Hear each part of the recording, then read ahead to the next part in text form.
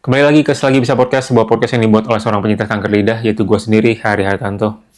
Dan selagi bisa, gue cuma pengen sharing aja sih tentang apa yang gue dapet setelah gue ketemu Bang Panji di 2023. Jadi setelah gue ketemu Bang Panji di New York 2023, gue semakin yakin dan percaya dan mantap untuk bilang, never ever meet your idol if you're not ready. Karena bahaya untuk lu dan juga orang yang lu kagumi. Gue bersyukur gue ketemu Bang Panji di versi gue 2023, bukan versi gue 2015. Karena 2015 gue masih tolol. Gue masih gak bisa mikirin secara rasional gitu. Menurut gue tuh ada fase-fasenya gitu. Fans tuh, fans saseng tuh nggak, fans yang fanatik itu udah ekstrim tuh, bahaya. Gue tuh udah mulai nggak nyampe sana juga sih, tapi gue di tahap dimana gue tuh ngeyain apa yang Bang Panji ngomongin, dan itu tolol menurut gue. Tolol itu gue 2015 tuh. Bang Panji kan pernah bilang, gue maunya punya friends bukan fans, karena fans demanding kalau friends understanding. Gue udah denger itu, tapi gue mengakui kalau gue friends, padahal kakuan gue masih fans, masih tolol. Gue nggak ada filterisasi, gue nggak ada mikirin atau keraguan apa yang ngomongin Panji bener atau enggak ya gitu, nggak ada. Gue iyain semuanya. DP 0 rupiah apa segala macam. Tuh terbukti tolol kan. Waktu itu gue nggak bukan gue ngedukung Anies juga gitu, tapi ketika dia ngedukung Anies tuh kayak, oh iya masuk akal bener ya Bang Panji gitu. Sampai di satu titik di mana 2015 atau 16 gitu, gue tuh baru sadar kalau gue tuh ada yang salah dengan pemikiran gue. Ada yang nggak bener, nggak sehat gitu. Waktu itu di suatu weekend, gue pernah kecewa sama Bang Panji. Kecewa banget. Tapi memalukan gitu. Jadi gue lupa apa yang gue kecewain, karena saking malunya gue gitu. Jadi waktu itu intinya, yang seingat gue pokoknya dulu Bang Panji ngomong A, terus tiba-tiba ngomong B gitu. Dan itu membuat gue kecewa. Gue marah-marah tuh. Di kamar, ada mungkin 40 menit, sejam gitu. Di hari Sabtu yang harusnya gue pakai untuk istirahat, marah-marah. Gak jelas. Itu kalau misalkan ada CCTV yang ngerekam gue gitu, terus gue lihat rekamannya, terus gue marah-marah gitu, kayak orang tolol. Kayak orang tolol gitu, kenapa gue marah-marah gitu? Gue lupa apa, pokoknya intinya gue kecewa lah. Sampai akhirnya di sejam kemudian gue kayak, anjing kenapa gue marah-marah ya? Kenapa gue kayak gini dah? Bukannya buat main kayak untuk makan kayak apa, bersenang-senang di weekend. Kenapa gue marah-marah gini? Toh gue marah-marah pun gak ada ngaruhnya sama hidup Bang Panji gitu. Hidup dia akan jalan-jalan aja, gak akan pengaruh juga gitu. Di situ gue sadar, anjir gue tolol. Gue tolol ngabisin waktu untuk hal yang seperti ini, gak penting gitu. Di situ gue baru sadar, Bang Panji juga manusia. Emang kenapa kalau misalkan dulu dia A sekarang B, emang dia nggak bisa berubah? Hah? Emang manusia nggak boleh berubah? Siapa tahu dulu dia ngomong A karena pemikiran dia dipengaruhi oleh sesuatu, sekarang jadi B karena ada perubahan dalam hidupnya. Terus emang dia nggak boleh berubah? Tolol, gitu. Sebenarnya gitu gue kayak, oke, emang goblok gue. Salah. Harusnya nggak kayak gini dah. Udah. Akhirnya gue dari 100%, gue kasih 20-30% keraguan ke siapapun. Siapapun. Jadi Bang Panji ngomong apa, sekarang gue kasih keraguan 30%, bener gak dia ngomongin gitu. Sampai sekarang gue sedang berusaha untuk ngakuin itu ke semua hal. Jangan gampang percaya sama orang. Toh Bang Panji juga orang juga. Manusia juga pasti pernah salah gitu. Dan kenapa gue ngomong kayak gini? Karena gue tuh khawatir sama orang-orang kayak fanatik K-pop tuh nggak? Saseng fans. Saseng fans itu pokoknya fanatik gitu loh. Fanatiknya udah di level dimana udah nggak ganggu kehidupan si idolnya sendiri. Yang paling ekstrim pernah gue baca itu, ada boy band 2PM, pokoknya dapet hadiah dari fans. Pas dibuka hadiahnya, itu pembalut yang ada darahnya. Darah si ceweknya itu. Terus ada tulisan, you can't live without me. Sinting nggak? Sakit tuh cewek. Hah? Lu gila kali? Itu udah di taraf mengganggu banget, sampai akhirnya di upload ke Twitter rame apa segala macam. Terus akhirnya si fansnya itu minta maaf, gue cuma terobsesi. Ya terobsesi juga nggak segitunya kali gitu. John Lennon meninggal karena ditembak sama fansnya gitu. Kenapa? Karena udah ada yang aneh-aneh aja gitu, kayak nggak ada proses berpikir gitu. Dan gue ngeliat semua kasus-kasus saseng-saseng fans. Taeyeon pernah di atas panggung lagi nari-nari gitu, fansnya datang dari belakang panggung terus dirangkul gitu, terus mau dibawa, mau diculik terang-terangan lagi tampil, diculik.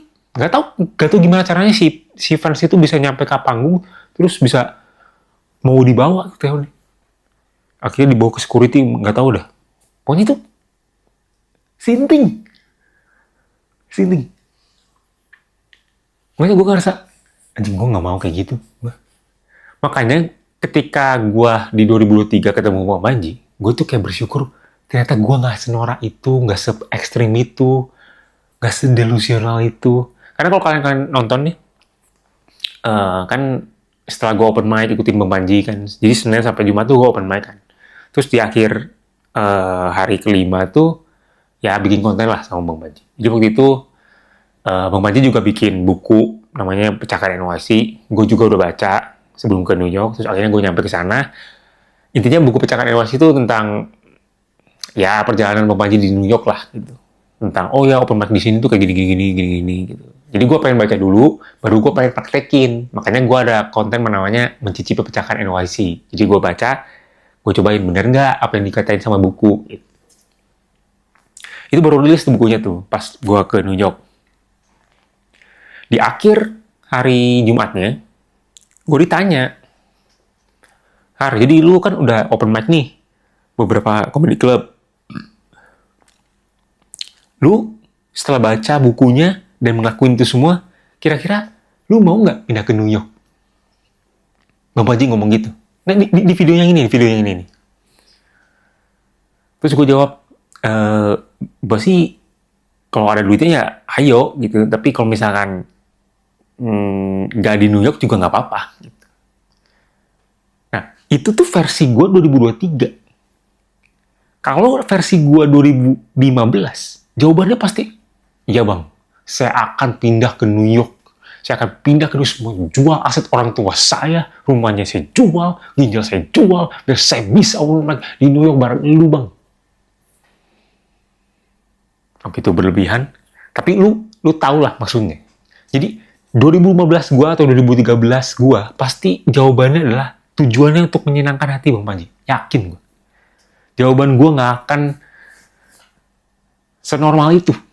Nonton aja di video ini. Gua nggak selalu setuju sama Bang Panji.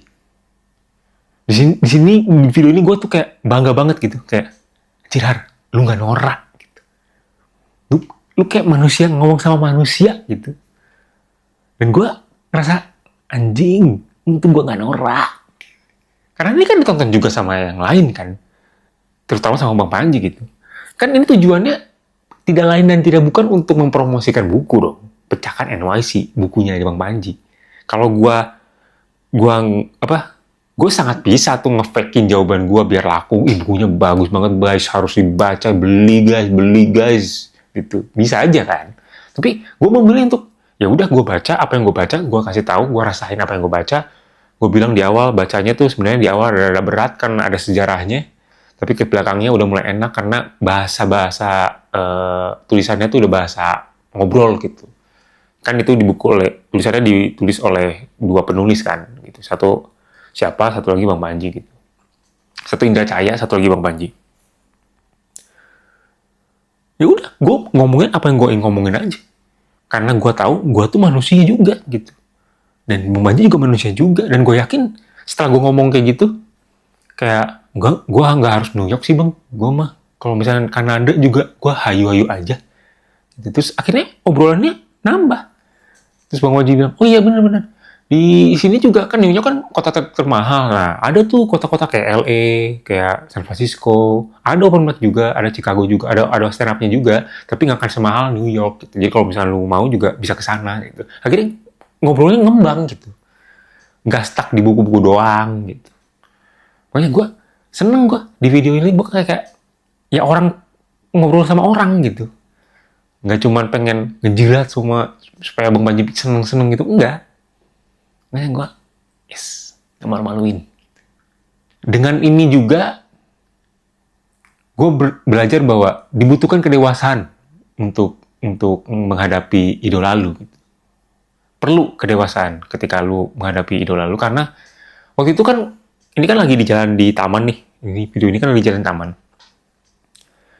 Gue sama Bang Panji berpapasan sama Sam Morril. Sam Morril, stand up comedian di New York. Kalau yang ikutin stand up pasti tau lah.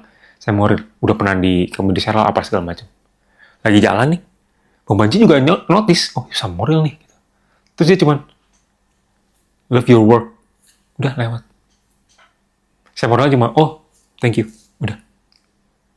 Gak ada tuh Bang Panji kayak, Bang Morril ya, Bang Morril, foto bang gitu. Gak ada kayak gitu, gak ada. Bedanya apa? Mental, mindset. Gue tuh ketemu pas kejadian gitu, gue kayak, ih, siapa yang pernah lihat Netflix gitu? Norak gue. Ih, siapa ya, artis gitu. Masih kayak gitu gue. Bang Panji cuman, itu sih Sam Morril. Tapi gue nggak mau foto lah, nanti aja. Kalau misalkan gue udah sharing panggung sama dia. Gitu. Lagi-lagi, mindset teman-teman. Mindset. Jadi pikirannya tuh, kita tuh nggak lebih rendah dari orang itu, paham gak sih? Ketika ada idola, ya jangan, posisi kita sama manusia loh. Santai aja. Dan yang paling bahaya tuh apa sih? Yang gue takutin dari Sasang fan yang tadi itu, begitu udah fanatik, yang diidolakan di dia tuh, di kepala dia tuh yang sempurna tuh nggak? Jadi kalau misalkan dia ngelakuin apa, mengecewakan lu, mengecewakan fans tersebut, pasti langsung 180 derajat langsung benci. Nah itu yang bahaya tuh. Itu yang gue khawatirin juga gitu. Kayak, siapa ya? Kayak Chaeyoung Twice, atau Jungkook yang BTS, tiba-tiba tatoan, atau nggak ngerokok gitu. Langsung tuh, polarisasi di fansnya tuh banyak terpisah. Oh, ada yang ngedukung, ada yang nggak dukung. Dan yang nggak dukung tuh bener-bener ekstrim sampai apaan lu jadi contoh yang nggak baik tuh malah tatoan apa segala macam gitu kayak. Apa? Emang kenapa? Emang kalau misalkan Jungkook nggak boleh tatoan, itu badan dia. Kalau emang dia mau ngerokok, emang nggak boleh. Kan dia juga stres juga kali perlu healing dengan rokok. Kenapa lu ngarang-ngarang hidup orang gitu? Ya lu boleh ngagumin, tapi ya udah nggak usah ngatur-ngatur hidup orang lah. Dan kayak gitu tuh, kalau misalnya ditumpuk-tumpuk kayak gitu, bisa aja disamperin, terus bisa aja bertindak sesuatu yang tidak mengenakan. Makanya kenapa idol-idol banyak bodyguard? Ya karena itu. Fans-fans yang sangat-sangat ekstrim. Jadi gue bersyukur gue nggak kayak gitu. Gue bersyukur gue udah setidaknya lebih waras lah. Kalau menurut gue lebih waras daripada fans-fans yang udah obses gitu. Makanya gue sekarang nggak mau 100% percaya sama orang, 100% mengagumi orang. Gue akan selalu kasih ruang keraguan gue. Karena mungkin gue juga orangnya nggak enakan kali ya. Mungkin gue juga orangnya nggak enakan sih. Karena gini, kalau misalkan gue ditanya stand up comedian di Indonesia siapa yang paling gue suka gitu, maka gue akan selalu jawab, kalau delivery Bang Panji, kalau materi Gilbas, kalau sikap di atas panggung Indra Firmawan, emosi Bang Radit dan sebagainya. Gue udah sempet bertemu lah dengan beberapa orang gini, kayak Bang Gilbas kan dia disomasi, kan dia nonton. Terus Bang Indra Firmawan, gue pernah lah ketemu, berada di satu ruangan ketika open bar di Jakbar, di Markas, itu gue pernah ketemu gitu. Gue mengagumi mereka, tapi gue memilih untuk tidak foto sama mereka. Kenapa? Karena apa ya? Karena nggak ada konteksnya aja gitu, ketika bang foto bang gitu, aneh aja gitu. Mungkin somasi karena gue nggak menang kali ya, jadi makanya gue nggak minta foto bang gitu, enggak. Kalau gue menang mungkin gue ajak fotonya semua sama kru-krunya gue foto. Tapi karena nggak menang ya udahlah, respect, udahlah, attitude jaga gitu. Udah makalah minta foto lu gitu kan. Jadi jangan lah gitu. Gue ketemu Bang Panji di New York pertama kali aja, gue nggak langsung foto lu. Gue kan ketemu hari Minggu, dia lagi ada job gitu. Yaudah ngobrol aja dulu. biasa aja gitu. Gak usah bang, akhirnya kita ketemu bang gitu, enggak. Karena gue tahu dia juga orang. Ya udah santai aja, nggak usah gitu, santai aja ngobrol aja jadi orang gitu, jadi orang, nggak usah berheboh-heboh amat gitu. Makanya gue nggak foto sama Bang Irfan, apalagi Nervi Mawan. Orangnya kan kayak diem gitu kan, kayaknya risih juga gitu kalau misalkan tiba-tiba ada orang langsung foto gitu, kayak konteksnya apa sih gitu. Kalau misalkan dia bikin spesial terus dia mengizinkan diri dia untuk foto ya udah gitu. Tapi kalau misalnya udah mah janganlah. Orang itu siapa tahu hatinya lagi gak baik kan. Terus kita ajak foto terus akhirnya dia marah terus kerekam terus jadi viral kan bisa aja gitu. Makanya jangan, santai aja gitu. Makanya kita tuh sebenarnya harus belajar dari Kemal Palevi. Ketika dia digablok sama Justin Bieber itu pelajaran untuk semua orang sebenarnya. Untuk yang nggak tahu, jadi Kemal Palevi pernah ke Amerika, terus main basket sama artis-artis di sana, termasuk ada Justin Bieber. Jadi tiba-tiba, wah ada Justin Bieber nih, yaudah langsung direkam, langsung diginiin tangannya sama Justin Bieber, viral. Katanya, oh Kemal nggak punya adat, Kemal apa segala macem gitu. Ya gue ngerti lah, gue ngerti kalau lu ketemu seorang yang luka gumi dan lu ngerasa kayak, ya kan kita juga nggak tahu kapan lagi bisa ketemu gitu. Ya, foto lah sekarang gitu. Gue ngerti, tapi ya didepankanlah tata krama gitu loh. Tanya dulu kek, sambut dulu kek gitu, nanya, bang, apa kabar bang? Saya udah ngefans nih atau gimana kek, boleh izin gak bang untuk foto gitu. Dan kalau misalkan orang nolak, ya udah jangan dipaksa. Kalau misalkan orangnya enggak gitu, jangan bilang sombong amat loh gitu, jangan. Udah, santai aja. Ya berarti dia nggak mau foto, udah hargain gitu. Karena Justin Bieber mungkin nggak mau disamain sama patung-patung di luar sana. Jadinya kayak objek tuh nggak?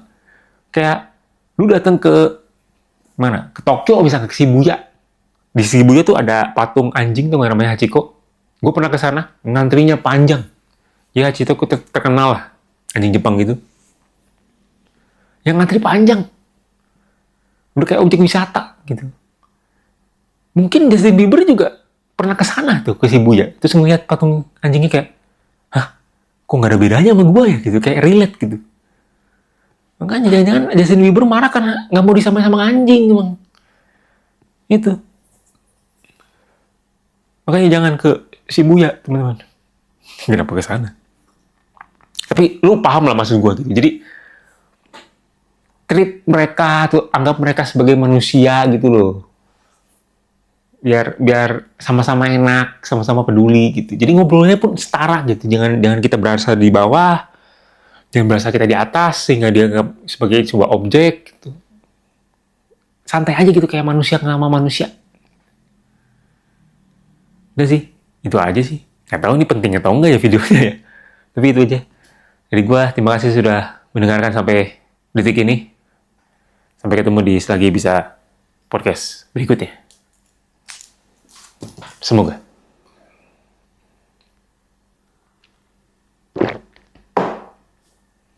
Orang juga itu. Orang biasa. Cuman effort kerjanya aja yang luar biasa. Anjay.